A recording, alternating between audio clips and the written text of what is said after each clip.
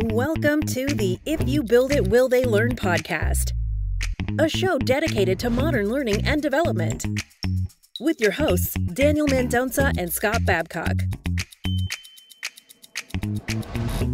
It's podcast day. Welcome to the show. This is If You Build It, Will They Learn? I'm Scott Babcock, and with me as always is your co-host, Daniel Mendonca. Daniel, how are you today?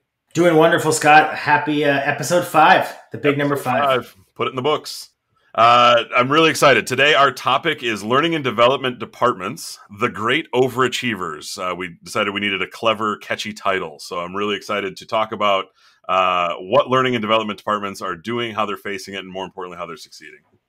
Yeah, I think this is a really exciting topic because it's something we hear a lot from L&D departments that we work with, other learning folks in the industry. Typically underestimated, maybe underappreciated. But when needed, L&D tends to deliver in a pretty big way when it's executed on correctly. So excited to talk about some obstacles, some roadblocks that L&D departments face, and really just how to achieve greatness when the odds are forever not in your favor. And too often, I think they face that. So a good topic for us today.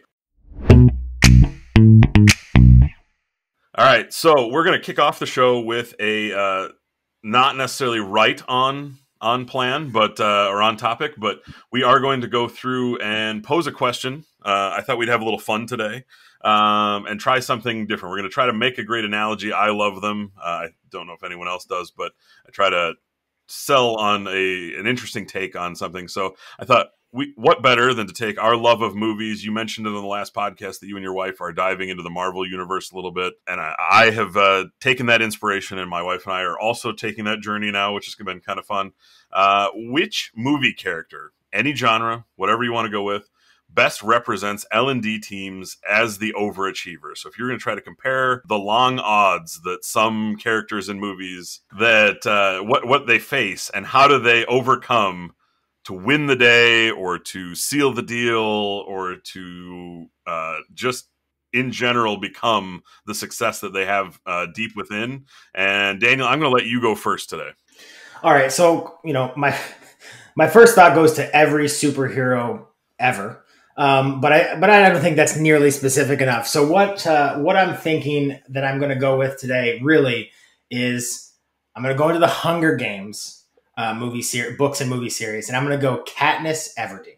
Katniss, I think that from her heroic volunteering for nomination at the ceremony, all the way through every single episode, she's an underdog. No one expects her to be strong, to be to kind of have the guts to keep going, to survive in the competition, and she just continues to defy the odds and really overachieve to the point where people start to rely on her to help them through different situations. And that I think that really reflects some of the pain points that L&D folks can go through every day. I like that. Stepping in and becoming a trusted partner, I think that's part of every L&D's plan. So good job. I personally am going to let my nerd flag fly a little bit. I am going with Frodo Baggins, the small hobbit from the Lord of the Rings series. Small in diminutive in stature, but great of heart. Coming from the unassuming Shire, sort of a forgotten area of Middle-earth, he's put in a position of great responsibility, having to take the ring, and he faces overwhelming obstacles. He's got obviously Sauron. He's got orcs after him. He's trying to keep the ring safe from Gollum, who wants to get it back for to get his precious back. Even within his own team, he has characters that will feel the pull of the ring. Boromir, to me, comes to mind in having a brief moment of doubt where he tries to think of himself with the ring and that he needs to carry it. Despite all of that, though, the key is that Frodo was able to build a team of loyal companions, faithful friends, such as Samwise Gamgee and the entire Fellowship. And more importantly, he navigates through tremendous obstacles, both geographical and character-driven, and he ends up reaching the fires of Mount Doom, and he's able to cast the ring into the fires, destroy it, and ultimately save Middle-earth. I mean, again, it's maybe a bit dramatic for the world of L&D. Hopefully no one is going to those lengths, but all the odds were stacked against him, and in the end, he finds a way to overcome and see us through. So there's my nerd moment of the day. Hopefully that brings back fond memories for anyone who's a big Lord of the Rings fan. So I like it. I like it.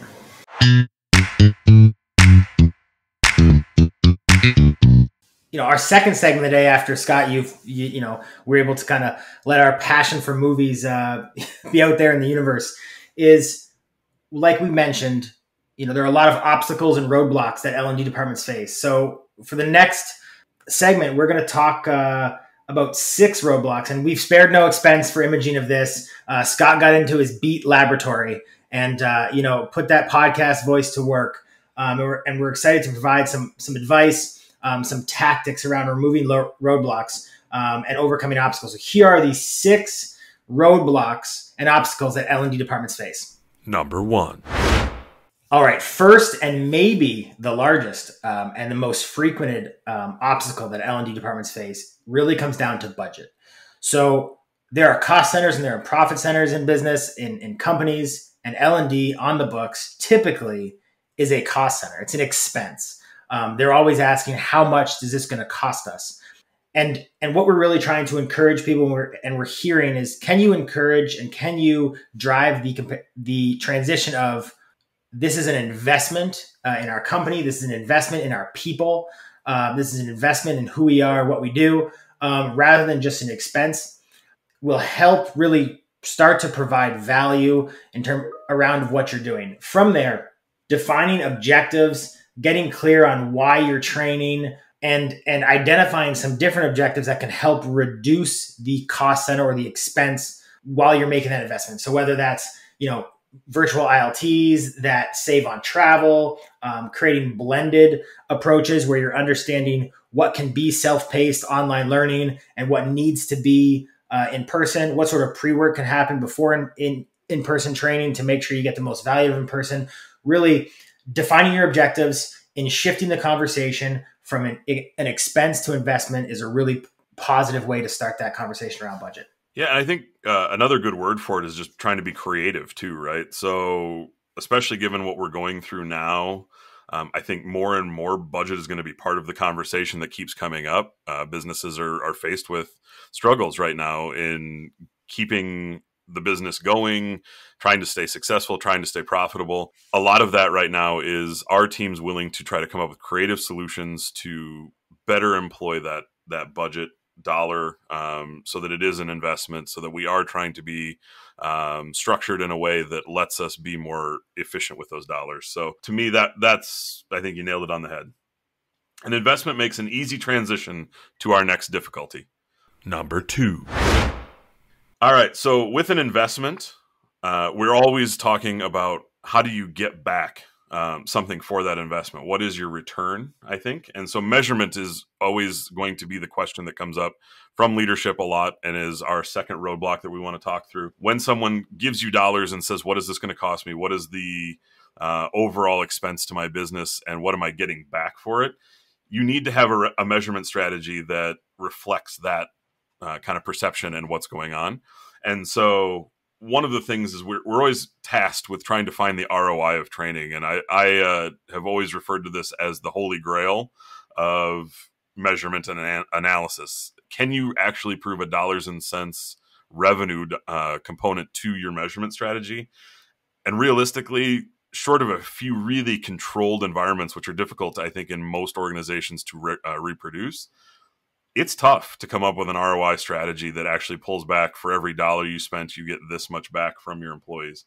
So I would challenge that you need to kind of change the rules of ROI. Think about them differently. It's not always just about how many sales or what is the margin rate or the conversion rate even in terms of bringing in more dollars. Think about it in other terms that might be equatable to some level of dollars, but maybe not as calculatable. Things like retention, employee engagement. So how much more does an engaged employee produce than a less engaged employee? Are you improving that? Is there value in terms of being a premier place to work that allows for better hiring practices, that you're investing in development for your employees? If you keep some of those components in mind as you're thinking about measurement, you might have a better perspective that you can share back to leadership and really sell them on why that investment is worth the dollars. So those are things that I think a leadership conversation will benefit from if you're talking about measurement. I think that's all really a good way to approach it. I think it goes back to, and I'm hearing a reoccurring theme with a lot of the stuff we're talking about today, last week, the week before. It's really about what your objectives are and how they relate to, the day-to-day activities. But here's the thing, measurement strategy is really hard to commit to if your next obstacle is in your way. Number 3. So a lot of times, whether it's a new product that's being developed, a new process, a new division of a company, whatever that may be, a lot of people typically are at the table. And a lot of the time, the last people to be brought in there are the L&D department. Learning and development, education departments, sometimes, and not to be super negative, but they can be conceived to be an afterthought. Whether it's project managers, whoever, they develop a great process. The marketing department works with the engineers and creates a great product. And we're ready to launch it. And it launches on July 1st and then it's June 17th and L&D. Okay, we have to train all of our people by July 1st on this product. With those sorts of requests, it sometimes can be difficult to go back to measurement and investment and understand what the ROI is, because you're working in a very tight time frame. And we understand that sometimes it's not always possible to bring L&D to the table at the start. But when you do, they're really very involved with the change management part of your organization and educating your employees about, what sort of opportunities need to be discussed to create learning strategies and how can we educate people to be most effective.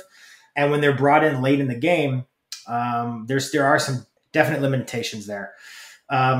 We have a client, great partner of ours, but they actually, as budget conversations are happening late into the fiscal year for them, and they start planning out what products are being released from a marketing perspective and a consumer perspective, what process changes are happening within the organization for efficiencies and effectiveness purposes.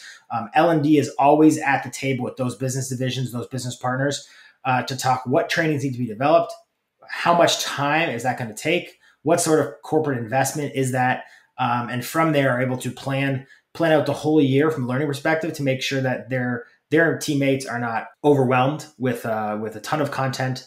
There's a good flow and cadence to when they're releasing items, but basically they're able to be more effective in helping change and helping education throughout the organization. So yeah, I once had a manager that told me that one of the most skilled capabilities of any good learning and development team is to be really good eavesdroppers. And it was basically as you're in your meetings, as you are hanging out at your desk at your office, or you're having just random conversations with people at the water cooler, if you will, the proverbial best place to get information, right? The water cooler. Are you picking up on those moments like, hey, I wonder if they've talked about how are we going to train people, or have they talked about a learning strategy for this? Have they thought through the implementation and the communication plan? I think from an L&D perspective, if you're listening for those conversations, that's a great opportunity to, hey, when's your next meeting? I'd like to get in on that if possible. Or, hey, have you thought about bringing us along on that journey? And from a measurement strategy, just to kind of tack on an extra thought there, if you're the last one to the table, a lot of times that impacts whether or not you actually even have the data as part of your plan up front. Have they thought about collecting how they're going to bring this along? Have they thought about how they'd like to phrase those objectives into a behavior change that you can track?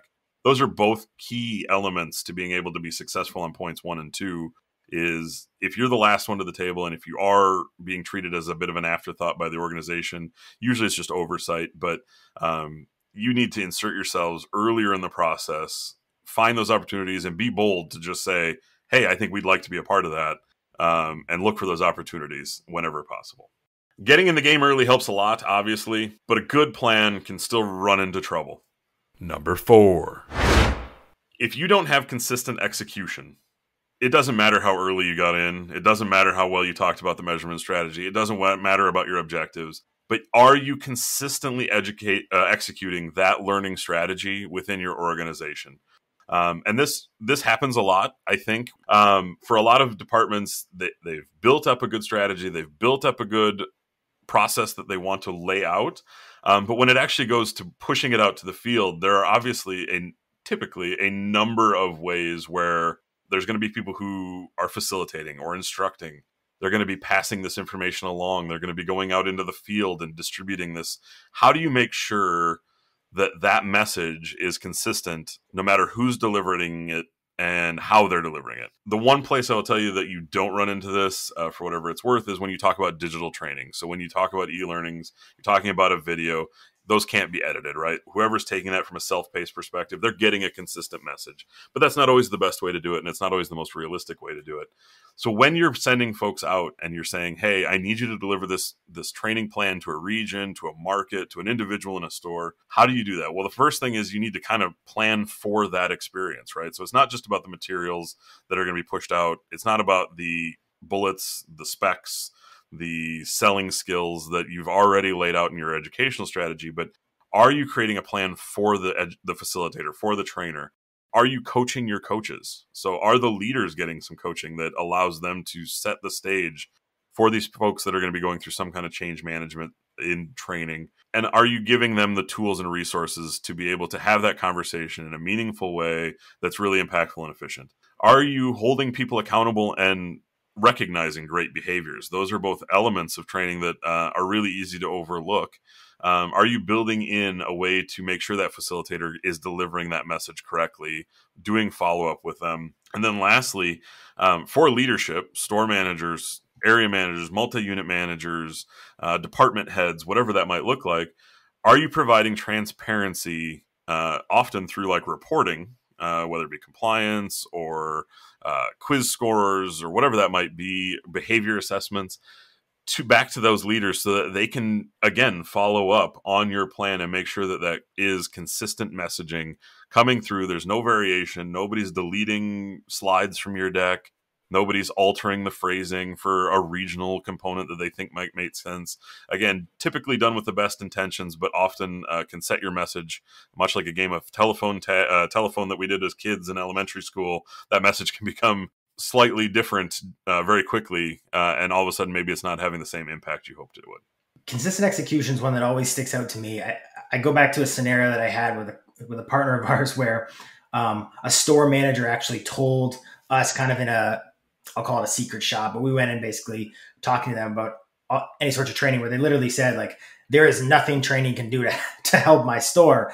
And you know that in terms of your trickle down process from a corporate process, product, people perspective, you drill down and there's a breakdown in your execution throughout that store and maybe other stores like it. So understanding all of the points that Scott, you had mentioned, the accountability, the recognition, the transparency, but also the what's in it for me in terms of value for the people who are really in the center of your execution is really, really important. So all really great information. So all that planning is great. And all, we've talked about measurement. We've talked about being to the table earlier, but what happens when business throws a complete wrench in all of that? Number 5.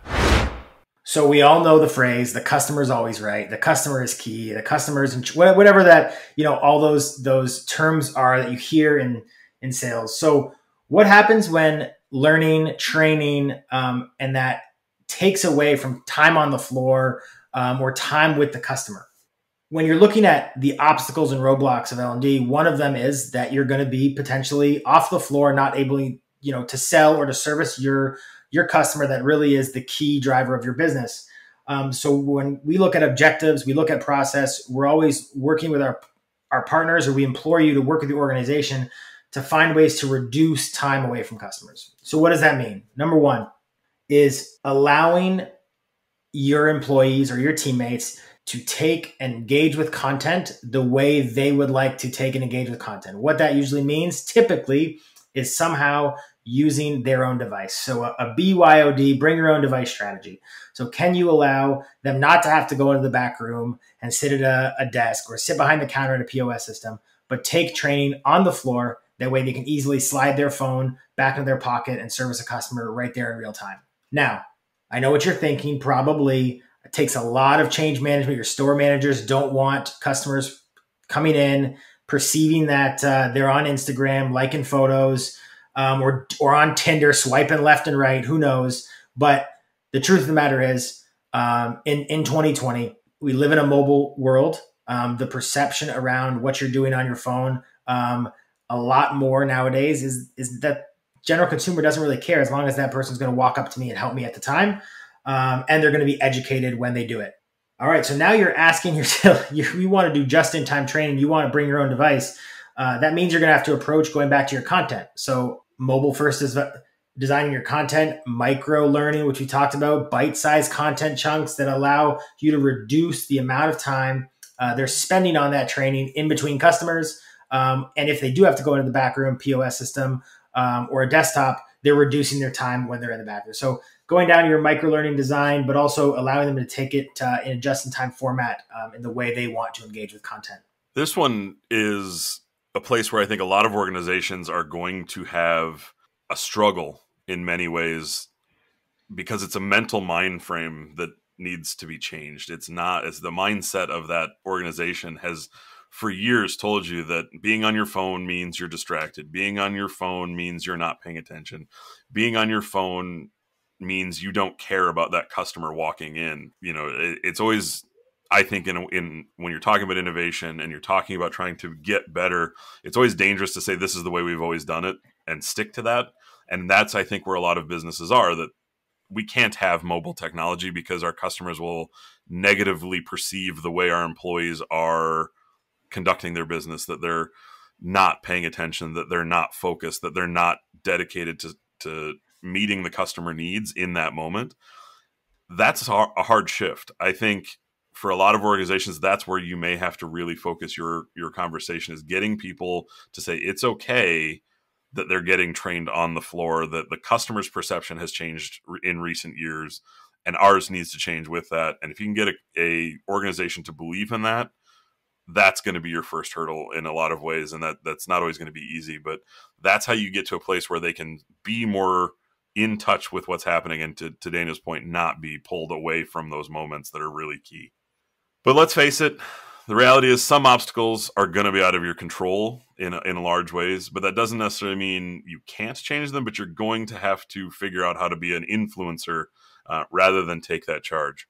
Number 6. Technology and infrastructure.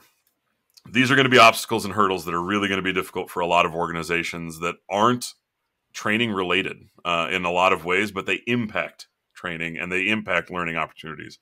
So how, in a world where you might have lower bandwidth, you may have outdated technology when we talk about things like a POS system or a desktop that's sitting back in your learning room that doesn't handle everything you'd love it to do, how can you be at your most innovative, which L&D departments are constantly having to innovate, and we're talking about those points today.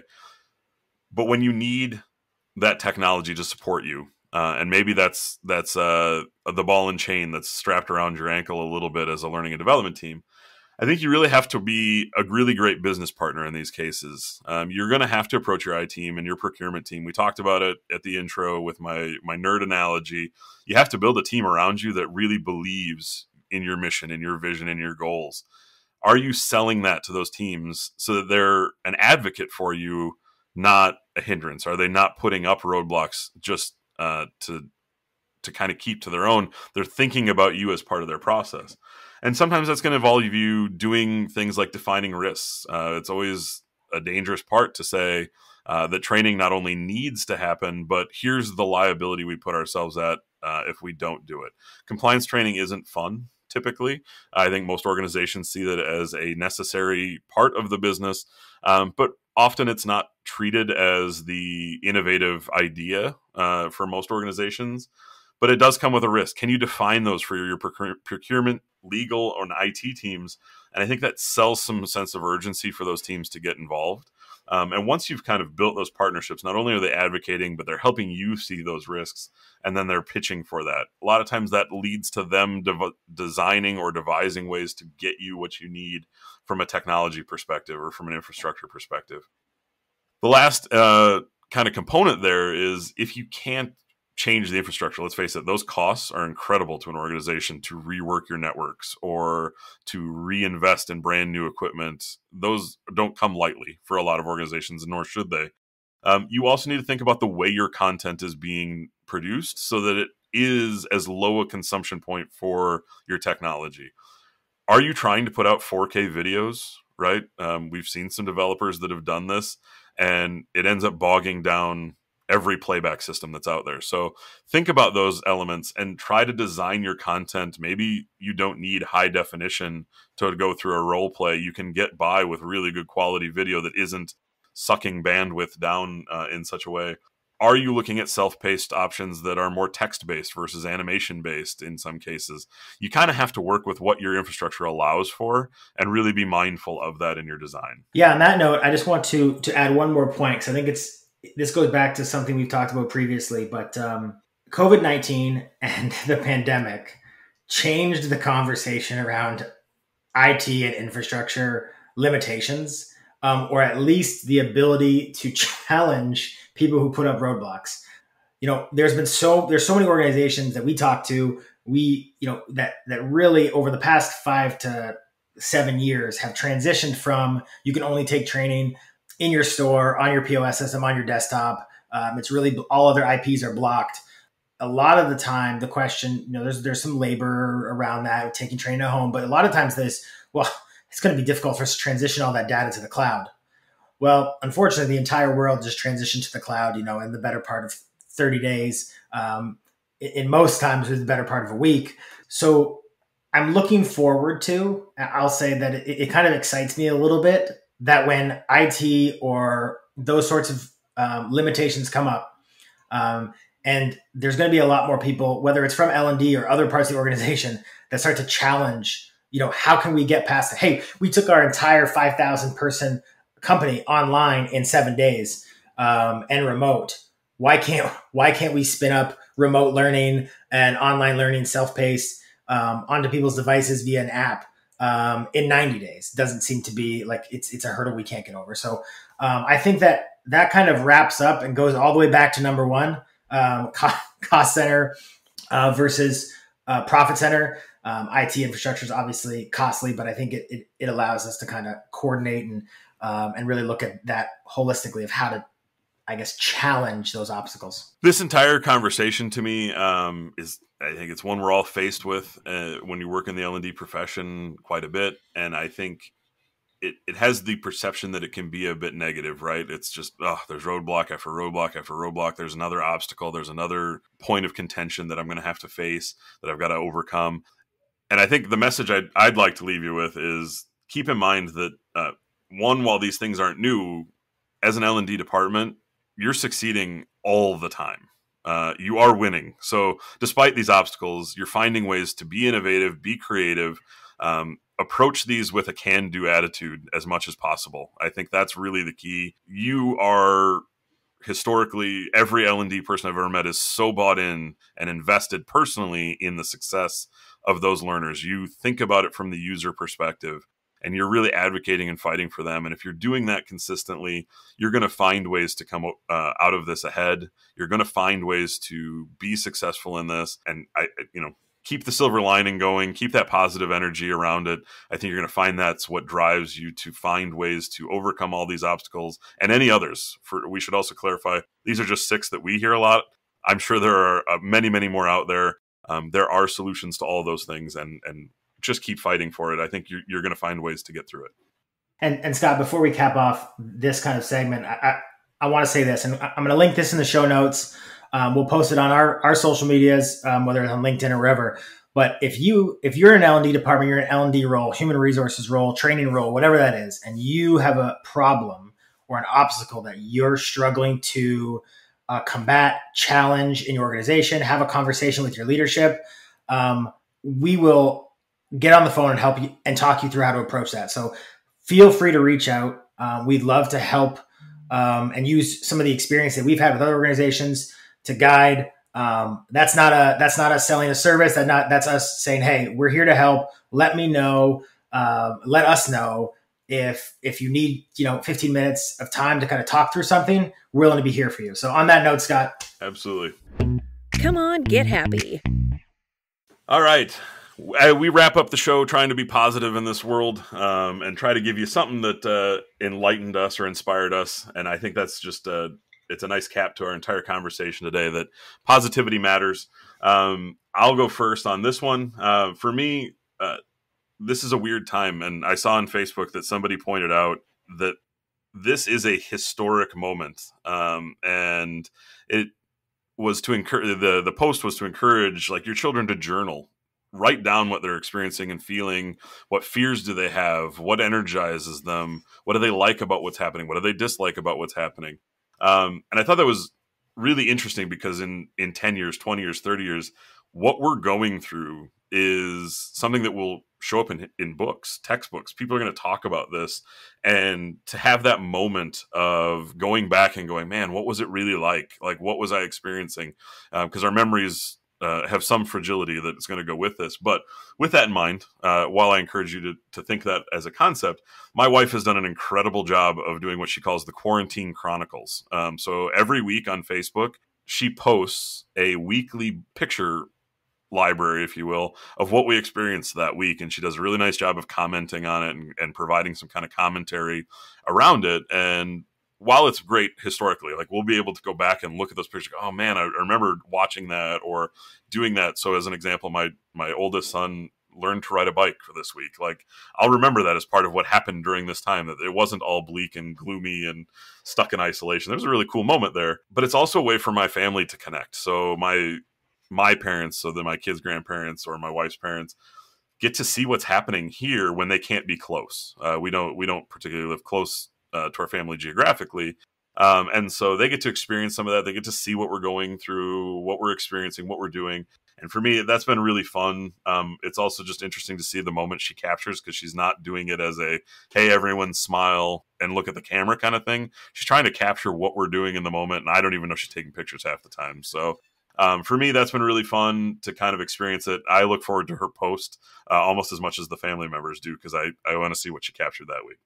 Yeah, I think it's great. We've obviously, I've mentioned this before, but I have a 10-week-old daughter, and I guess I'll keep saying that she's older and older as these podcasts go on. But and we obviously been documenting it through our calendar what goes on every day. But we have taken that to the next level, and I think that I do a lot of coaching. I've mentioned that before, and one of the aha moments for me about a moment in history, and although it's a bleak one, but like 9/11 was, I was coaching a bunch of players born in 2003. And they were in history class in grade 7 or whatever, and 7th grade for our American listeners. Sorry about that. And they said, like, did those planes, like, what was it like when they hit the towers? And it kind of made me realize, like, oh, wow, that was so long ago and they're so young. And I think that in 10, 15, 20 years, we have a responsibility as people to be able to communicate what occurred during this time, but in a positive light as well. So I think that's documenting that, so you have those for your kids, or I want to show my daughter what happened the first 3 months of her life weeks from now, or years from now. So yeah, that's great. I was going to say that it seems like just last episode she was only 7 weeks old, but that was probably episode 2. Yeah, so every week she is getting older. It's funny how that works. All right, and my positive moment of the day, I'll tell you, Saturday night. I never thought rock, paper, scissors could bring me so much joy, but I don't know if anybody on here is familiar with the YouTuber Mr. Beast, but he's one of the top 10 YouTubers, and basically all he does is he works with brands. They give him money, and he really finds some sort of way to do something positive with it. So whether he goes to a school and buys a bunch of computers and whatever, but like typically they're goofy. He did like an in-person paintball tournament that was all like battle royale, kind of Fortnite style, back when Fortnite was super, super popular about 18 months ago, 2 years ago. And Saturday night, he did a influencer celebrity rock, paper, scissors competition on YouTube.